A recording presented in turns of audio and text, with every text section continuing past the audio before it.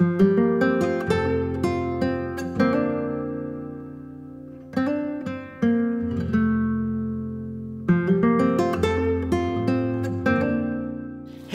chào mọi người, đây là Sâu. Sâu quay mặt lại cho mọi người nhìn nào.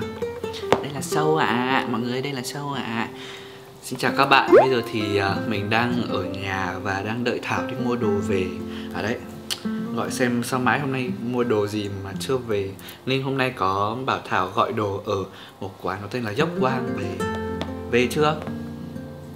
Hả? Xin chào, các bạn đang quay trở lại với channel Ninh Tito. Và ngày hôm nay thì thực sự Ninh cảm thấy rất vui vì vừa từ tuần vừa rồi Ninh lên clip một ngày ăn gì ở Hà Nội, 24 giờ ăn gì ở Hà Nội, rất hot luôn và được rất nhiều các bạn đón nhận. Nên là ngày hôm nay Ninh quyết định là sẽ ăn ở nhà cho nó thay đổi. Bởi vì các bạn biết vì sao không? Series Ở Nhà Ăn Cả Thế Giới cũng là một trong những cái series rất là hot ở trên kênh của Ninh.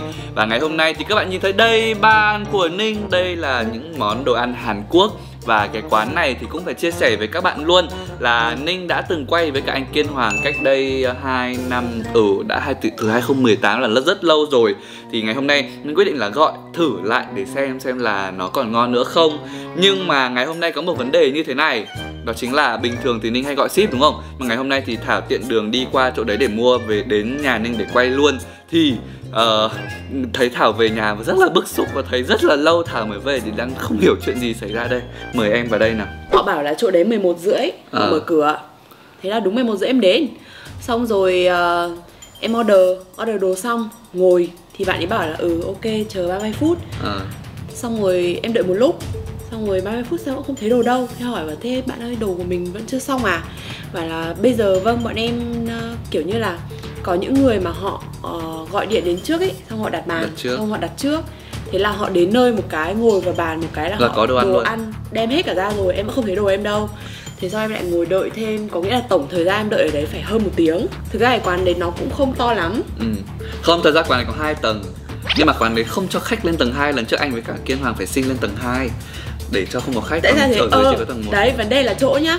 Em đang ngồi, thế xong bạn kia bảo là có khách vào. Thế bạn bảo là chị ơi bọn em hết chỗ rồi, chị vào bếp ngồi đợi giúp em được không?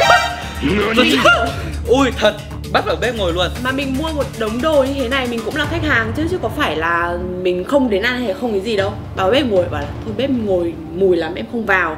Thế em mới đứng ở đấy, em chờ phải thêm 15-20 phút nữa. Một lúc sau ra bảo chị thanh toán đơn giúp em, đơn 2,5 triệu. 2,5 triệu? Hôm qua anh tính, anh nhớ là order đồ đâu có 2,5 triệu.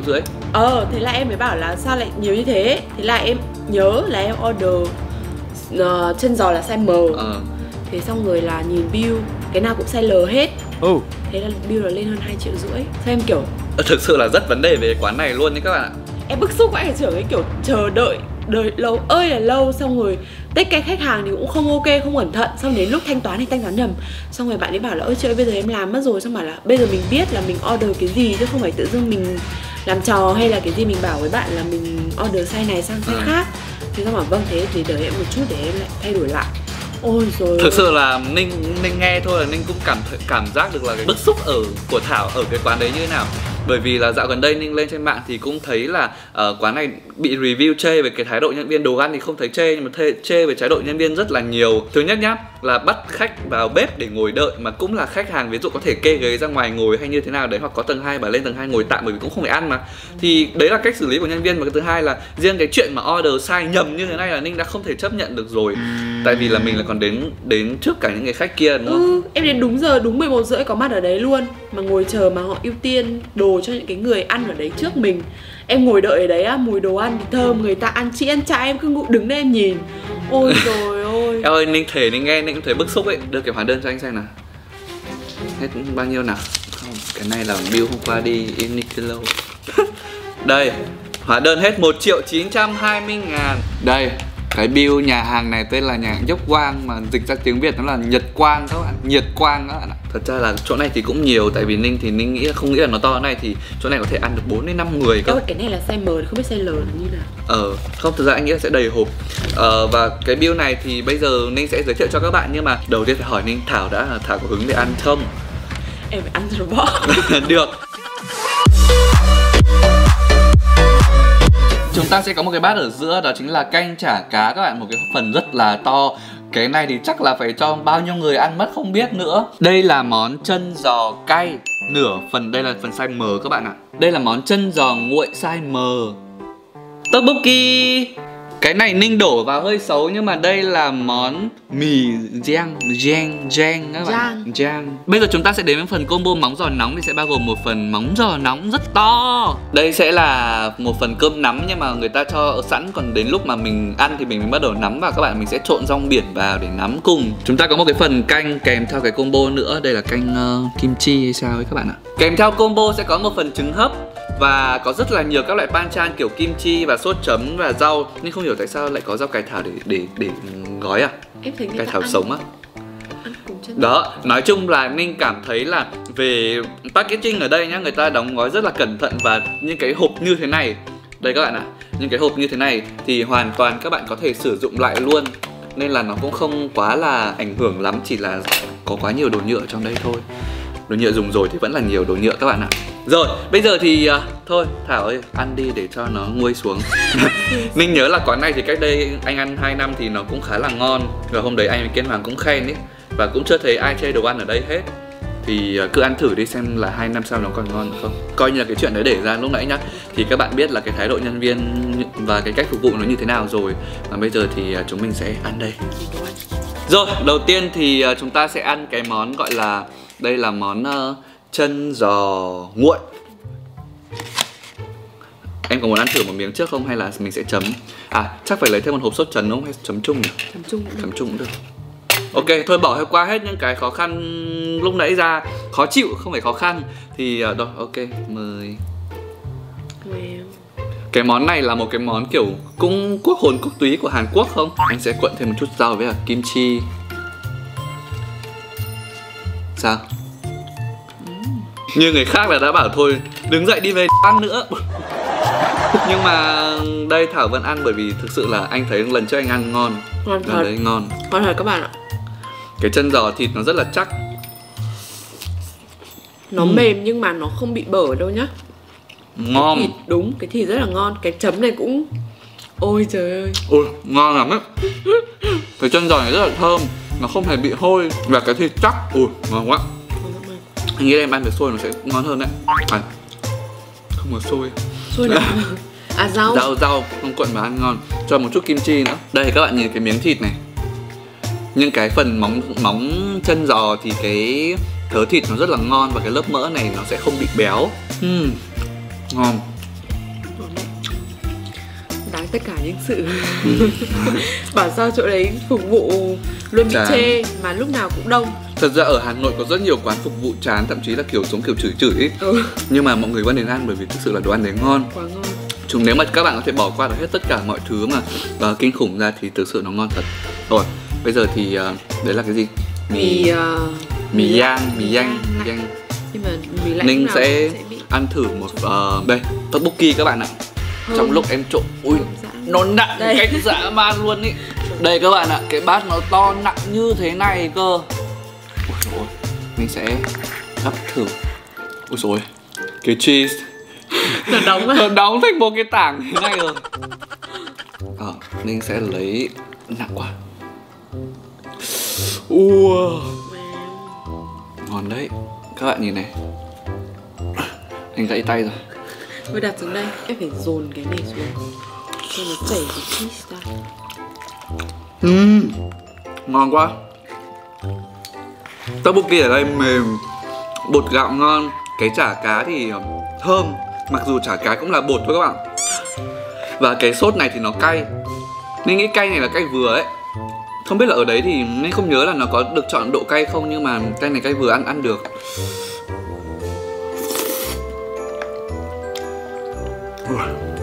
Nó ngọt đấy, ngon nhỉ. Ngon dã man. Cái sốt này nó ngọt, nó rất là ngậy như kiểu là anh nghĩ là nếu mà có cheese mà nó chảy ra nữa thì ăn sẽ ngon.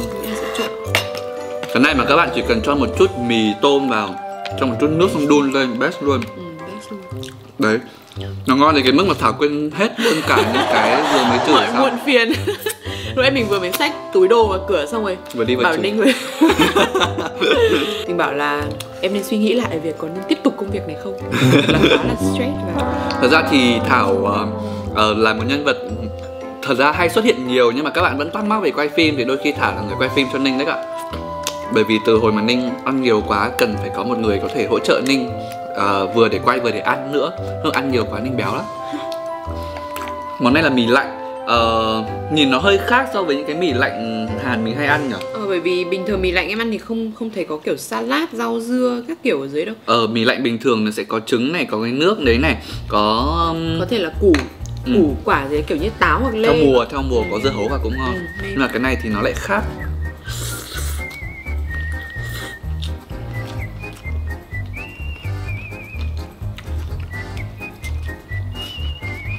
Vị nó cứ lạ lạ nhỉ. Cái vị đầu tiên nó sẽ rất lạ, từ cái nước sốt lạnh này cho đến cái nó lại có cả ớt Đà Lạt ở trong đấy. Nên là nó rất là khác so với cái mì lạnh mình ăn. Có khi mì lạnh đấy là khác, còn mì này mì nhang là mì kiểu khác nhỉ. Có khi đấy là mì kiểu mạch hay là mì lúa mạch? Mì kiểu mạch, đúng rồi. Thì em nghĩ là cái sợi mì nó đây, khác và cách bây giờ thì Ninh sẽ ăn móng giò. Đây các bạn ạ. Ninh thực sự rất là thích ăn móng giò, tại vì là móng giò thì nó ngậy và cái thịt nó rất là ngon, đặc biệt là khi mà chúng ta ăn cái da ấy thì ngon. Và chị Ninh dạo này cũng mới đẻ nên là cần phải ăn móng giò nhiều. Ninh cũng hay ăn ké.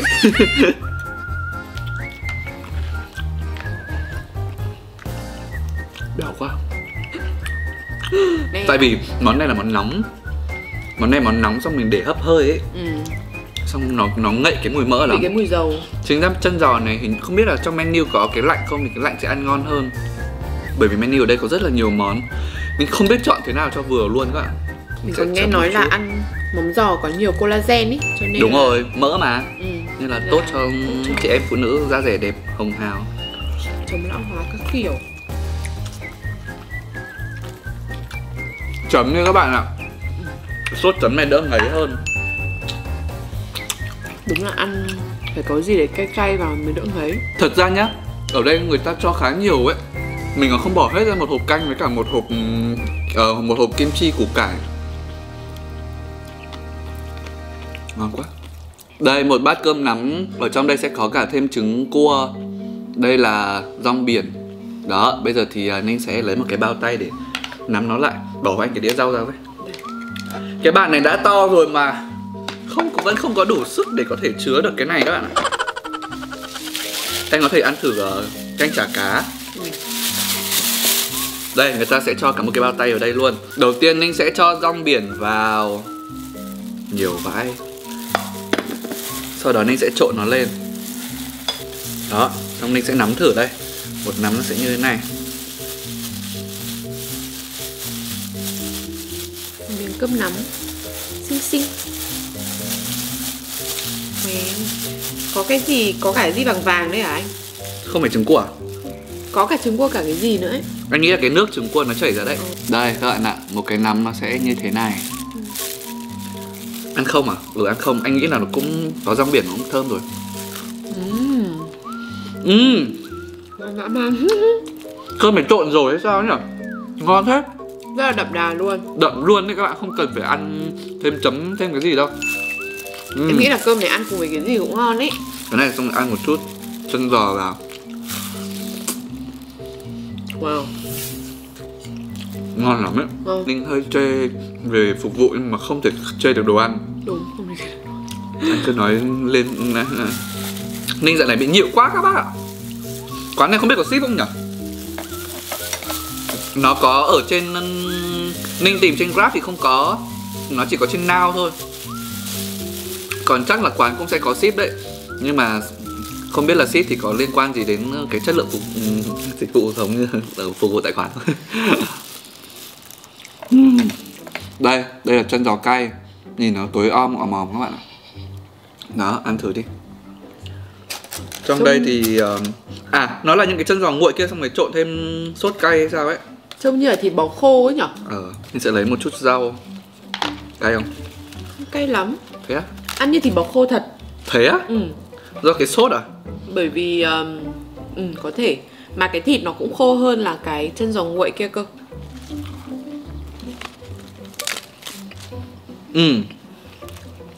Em hỏi không cay lắm đâu. Không cay lắm. Mà thịt ở đây nó chắc hơn cả cái thịt luộc. Như kiểu là cái này nó nấu lâu hơn, nó khô hơn. nó đảo lên sau cái sốt nữa nó bị cứng lại cái thịt hơn. Cay mà.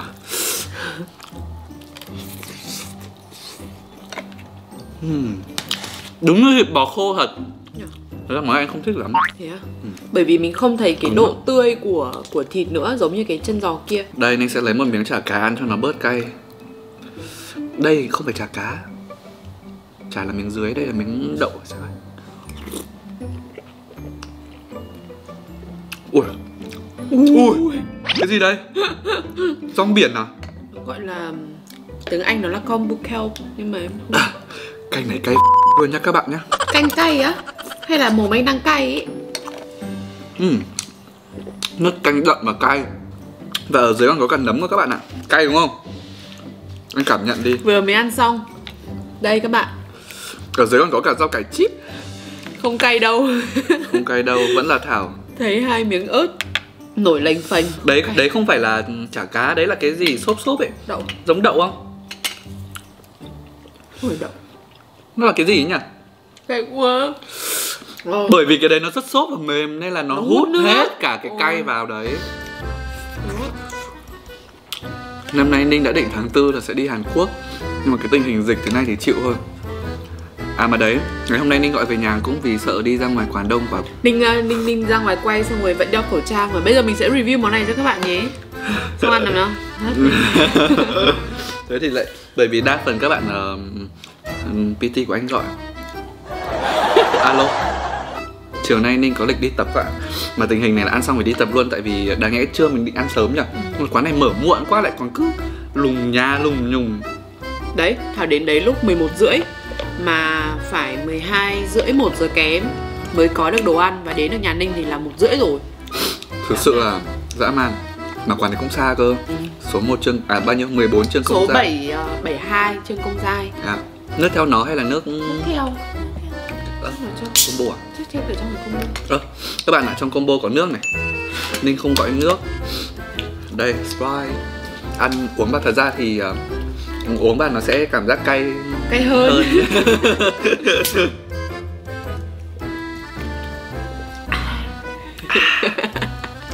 Lâu lắm không uống Sprite các bạn. Ui, khê hết cả giọng vì cay rồi. Trứng hấp nhưng còn chưa ăn thử. Trứng hấp thì em nghĩ sẽ không cay. Chắc chắn luôn. Nhưng mà bình thường trứng hấp nó không có nhiều nước này đâu đúng không? Đây này các bạn. Chả hiểu sao. Trong đây trứng hấp lại có nước, không biết là có nhìn thấy không? Hay là cái lúc hấp ấy nó bị chảy nước. Xúc thử nha. Nhiều hành vãi. Món này chắc không dành cho Thảo. Em hết cái hành đi thôi, em ăn ở dưới. Cũng được, trứng hấp không ngon lắm. Không xuất sắc bằng những cái món còn lại. Em có thể xúc ở dưới.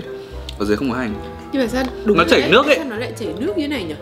Này. Mình không biết là do cái quá trình vận chuyển hay làm sao, nhưng mà nó cứ bị chảy nước ấy các bạn. Xếp hạng nên thích món này nhất. Sau đó đến tteokbokki. Sau đó đến canh chả cá. Đến cái mì này. Mì này vị hơi lạ. Nhưng mà ít ra nó còn đỡ ngấy hơn cái chân giò này. Chân giò này không thích lắm. Và món cuối cùng là món này. Một chút thịt bò khô. Không thích lắm. Và nó cay vãi cả đái các bạn. Cơm cũng ngon mà. Cơm ngon, cơm theo combo. Thật ra cái combo canh chả cá này ngon. Ngon. Hôm trước anh có tự làm kim chi, là nướng Hàn tại nhà. Các bạn hỏi khá là nhiều nên anh nghĩ là hôm nào anh sẽ làm một bữa barbecue nướng tại nhà và quay lại cách làm của Ninh cho các bạn xem là các bạn có thích không, mà có thể làm dễ mà. Toàn mua đồ sẵn trở dễ. Nhưng mà vấn đề là ăn tại nhà nhá, mình mua đồ chất lượng ấy nên là nó đắt ngang như là các bạn đi ăn buffet ở hàng luôn. Hôm đấy anh ăn cũng 400 một người. Cả rượu thì cũng hơi đắt, nhưng mà 400 một người là cũng ra ngoài ăn buffet ăn nhiều quá nhịu hết rồi. Cay quá nhịu ấy. Để ăn thử cải thảo sống nhá. Anh chưa ăn cải thảo sống bao giờ. Em thấy nó cứng lắm, chả hiểu sao. Mà em thấy ở đấy họ cũng gọi thêm nhiều để ăn kèm ấy. Mình sẽ cuộn thử. Hay là anh bỏ cái trắng đi, em sợ cái trắng nó cứng á. Cứng, bẻ ngang cái đấy.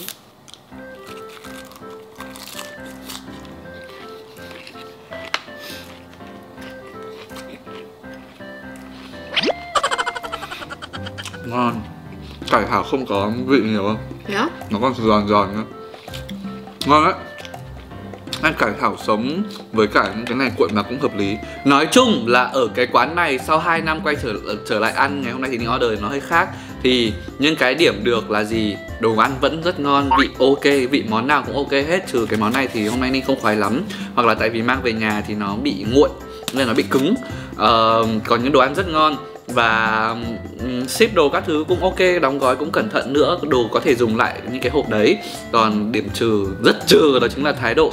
Ninh nghe Thảo nói thế xong thực sự mình cũng rất chán. Thậm chí là kiểu mình cũng không muốn đến quán ăn ấy. Có thèm thì gọi về nhà để ăn thôi. Thì đấy là cái nhận xét của Ninh sau cái clip ngày hôm nay. Thì hợp cho gia đình, bạn bè và đồng nghiệp cơ quan có thể gọi đến để ăn. Và quán chỉ mở xong 11h30, 12 giờ hay order rồi. Còn đến Thảo, sau khi ăn xong em cảm thấy tâm trạng dạo này bây giờ thế nào rồi? Thảo có một lời khuyên dành cho các bạn là nếu như mà các bạn đến nhà hàng ăn thì phải đi với bạn nào cực kỳ đánh đá, ghê gớm vào. Làm xe tăng để cản đường hết tất cả những sự... Hay là tùy hôm nhỉ? Không, mà dạo này anh thấy review thái độ phục vụ ở trên đấy cũng kêu lắm. Nên là mình nghĩ là nếu mà quán có nhân viên hoặc ai đấy xem được clip thì nên chỉnh lại một chút. Tại vì không biết với người Hàn như nào nhưng mà người Việt Nam mà kiểu đi ăn uống mà thái độ như thế thì hơi khó chịu. Cũng không muốn quay lại. Đó. Còn bây giờ thì có lẽ là chúng mình sẽ kết thúc clip để ăn cho nó ngon miệng đây. Tại vì còn một miệng ăn này và một miệng ăn đang quay tiếp nữa. Nên là chúng mình sẽ chia sẻ cái bữa ngày hôm nay. Còn bây giờ thì rất là cảm ơn các bạn đã theo dõi clip. Và đừng quên like, share và subscribe kênh YouTube của Ninh, cũng như là series, tất cả các series của Ninh ở nhà cả thế giới cũng nằm trong đấy. Còn bây giờ xin chào, hẹn gặp lại.